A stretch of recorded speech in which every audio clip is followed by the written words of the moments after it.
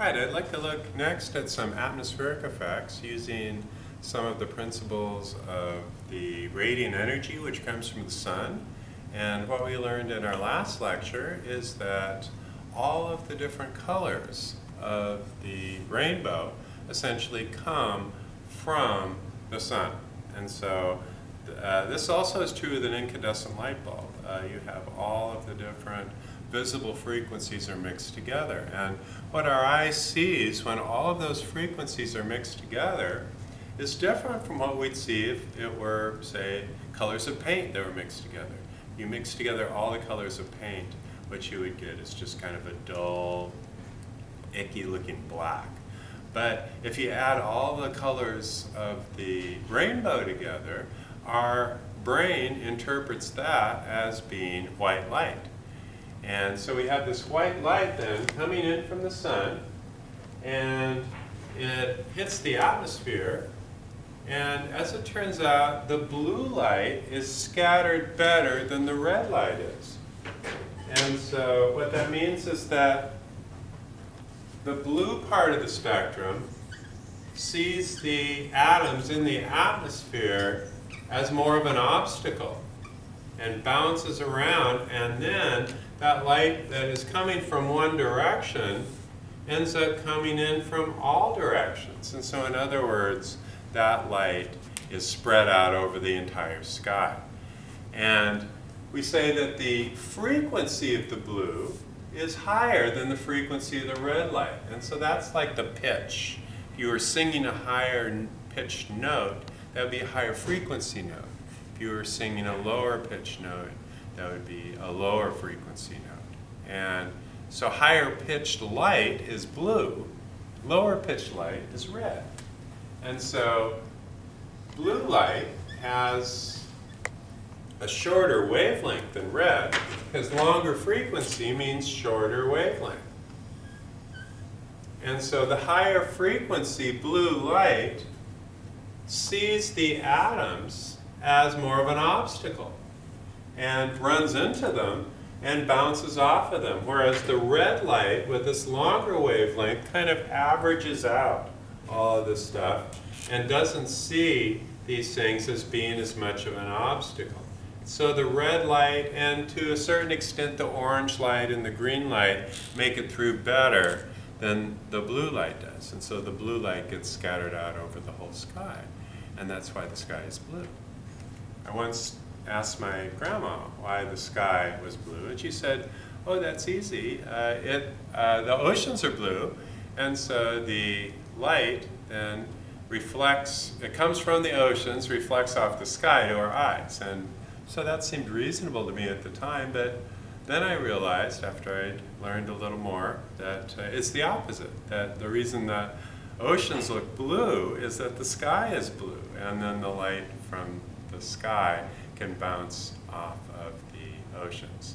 And so this then explains why the sky is blue, but another related question is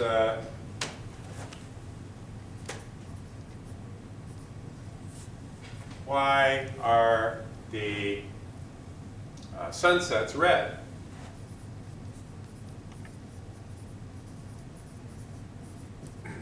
Well, if we've got light coming through the atmosphere like this, and the blue light is getting bounced all over the place by the atmosphere here, then what's going to be left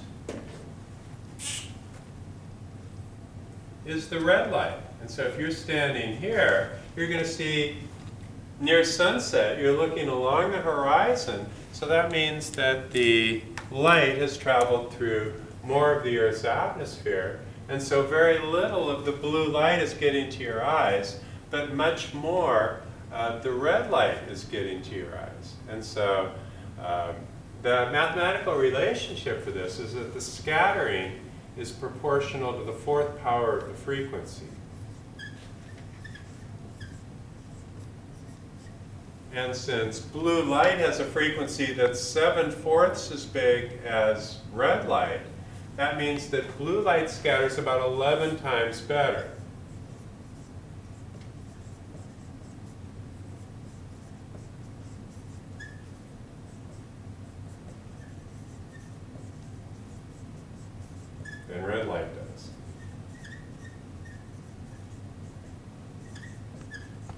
so that the red, and also to a certain extent the orange, that mixes in, and some of the other colors to a less and less extent also make it through.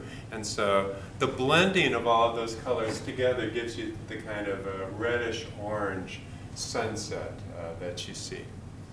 And so those are a couple of effects. Another thing that I wanted to talk about that relates to atmospheric effects is the phenomenon of rainbows. What causes a rainbow? Well, in order to understand rainbows,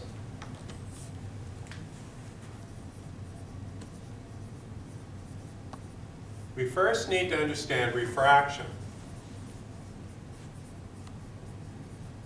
We can define refraction as being the bending of light when that light travels into a more dense medium. In this case, we'd be talking about water.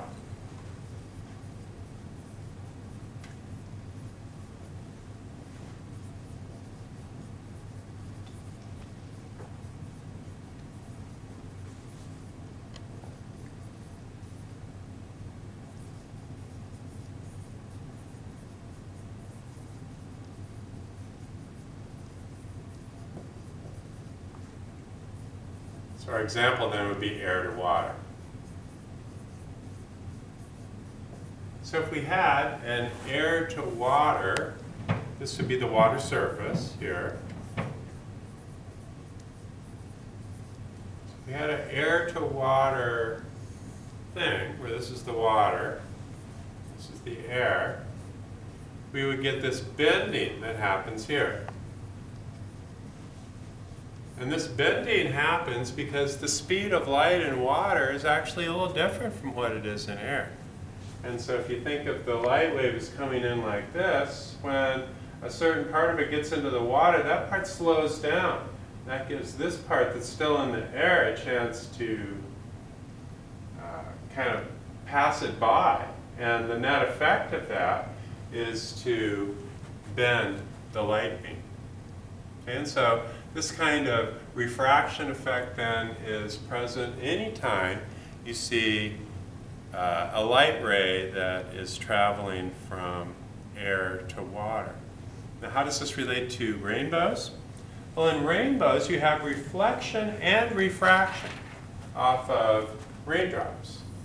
So let's take a look at two fairly good-sized raindrops here, just so that it's easier for us to see the effect that I'm trying to demonstrate. It turns out that blue light bends better than red light does.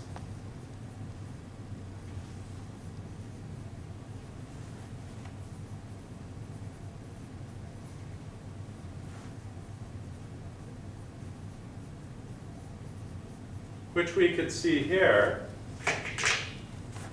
by just taking the red light, having that come in,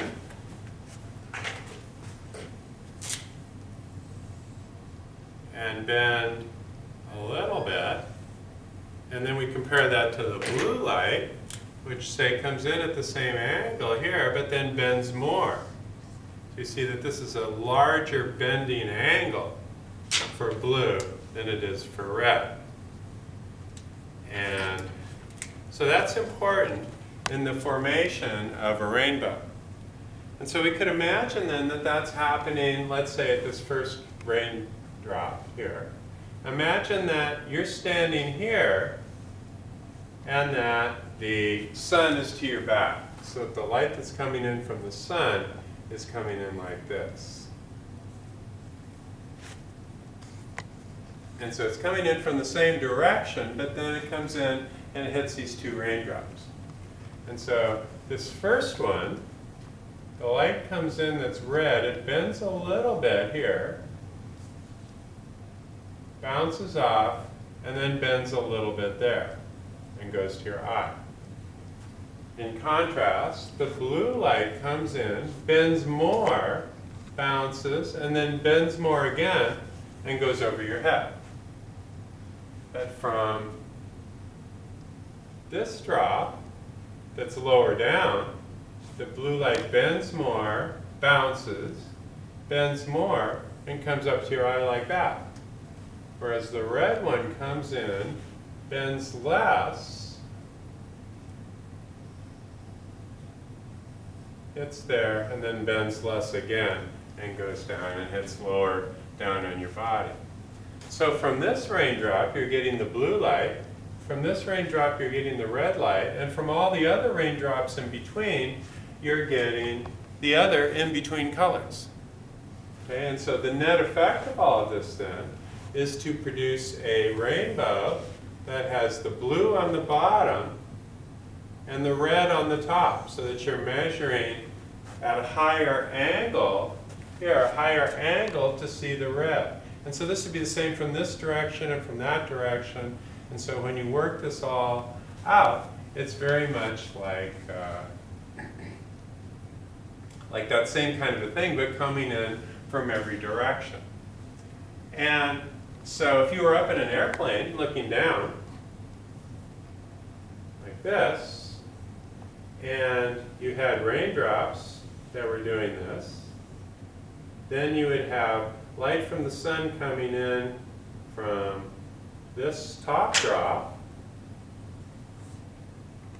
down and then to your eye. But from the blue drop, or from the blue light, it would bend more and miss you. And then from the blue drop here, come in, bend more, then up to your eye. So basically what you'd be seeing then are concentric circles that would have red on their outside edge and blue on their inside edge, like that. So you'd see the entire circle if you were in an airplane and you were looking down from above, because then the rest of the circle would be visible to you. Whereas you don't see that when you're looking horizontally at the rainbow, because the bottom half of that view is blocked out by the presence of the earth. Okay, so, but you would see these kind of concentric circles, and the circle, if you're in an airplane looking down, would be the continuation of these curves with all of the other colors in between. And so that's how rainbows get formed. Sometimes you can get a double rainbow. And a double rainbow comes from a kind of interesting reverse direction of the light that can come in that gives you actually an inverted rainbow. So you get one in which the red and the blue aren't in that order. It starts blue and then goes to red. And so, but it tends to be less probable that that'll happen. So the secondary rainbow is oftentimes not seen. But when the conditions are just right, you can get a really strong primary rainbow and then a weaker secondary rainbow. The next thing I wanted to talk about with respect to atmospheric effects is how does the light from the sun affect the appearance of clouds? Well, first of all, what are clouds? We'll talk much more about them later. You can think of clouds as forming when water collects on dust particles in the upper atmosphere.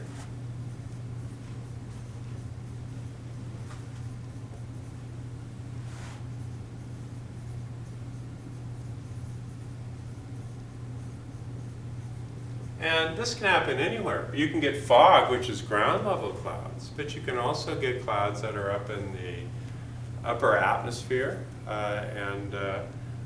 So those kinds of clouds can have different shapes and textures, and we'll talk more about how to name them later. But for the moment, I just wanted to talk about the appearance of these clouds.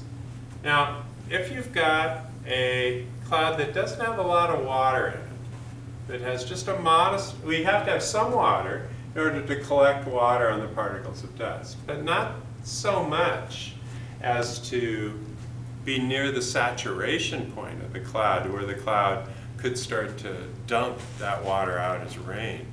So if it's somewhat dry,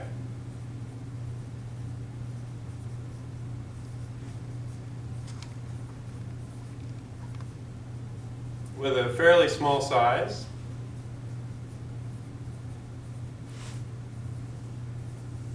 and it tends to be white.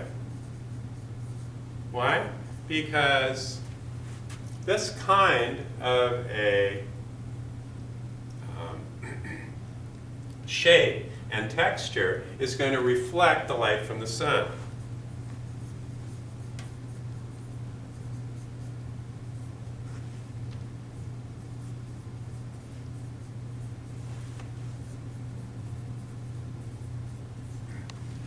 And so if we reflect all of the frequencies of the light, the blue, the red, the yellow, green, indigo, violet, all of those frequencies, that's what our eye, if you'll recall, interprets as being white light. And so when we get a pretty good, kind of a perfect reflection off of the surface of the clouds, then they tend to appear white. Now, I'm saying here they have to be fairly small too. Why small? Well, because if the clouds are really big, they block a lot of sunlight, and so they'll appear to darken in color.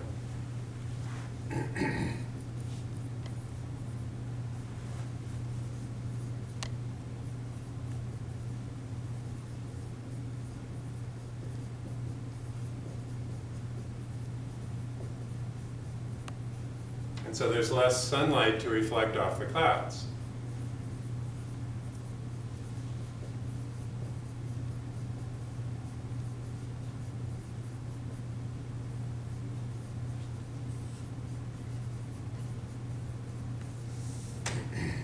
If that's the case, then they appear darker.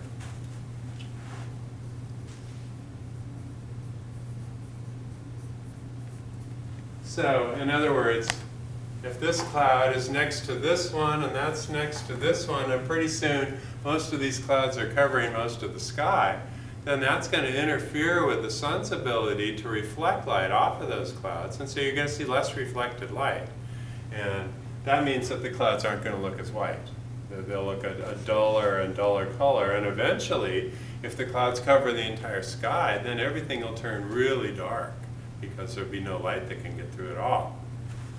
But also, another thing that makes the clouds darker is if the moisture content of the cloud is high.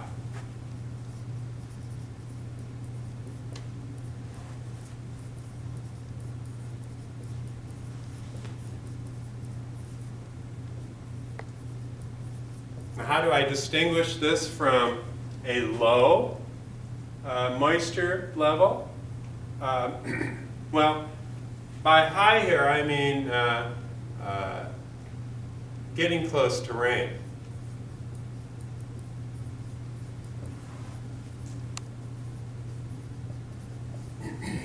So if the cloud is kind of at its capacity for holding on to water, and is, maybe a sudden drop in temperature might be enough for it to start raining, then the clouds are going to have darker regions in the regions that have more moisture.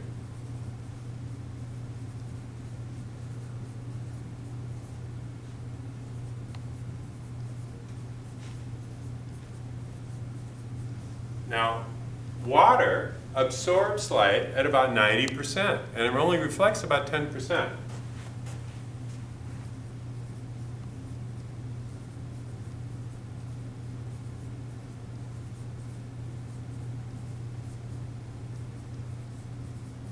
And so these areas then with more moisture are going to look darker. So you could get this kind of a thing then, where part of the cloud looks very white, but then interspersed between that, you've got areas that are a little darker, and that can give the cloud a little bit of texture. which is often what an artist tries to do when an artist tries to depict clouds, is to have a certain level of whiteness, which is really the parts of the cloud that have a little less moisture in it. But then the other parts of the cloud that have more moisture in it are going to absorb more light and are going to look darker. And so that gives these clouds this ability to look more dynamic and look like there might possibly be some rain coming.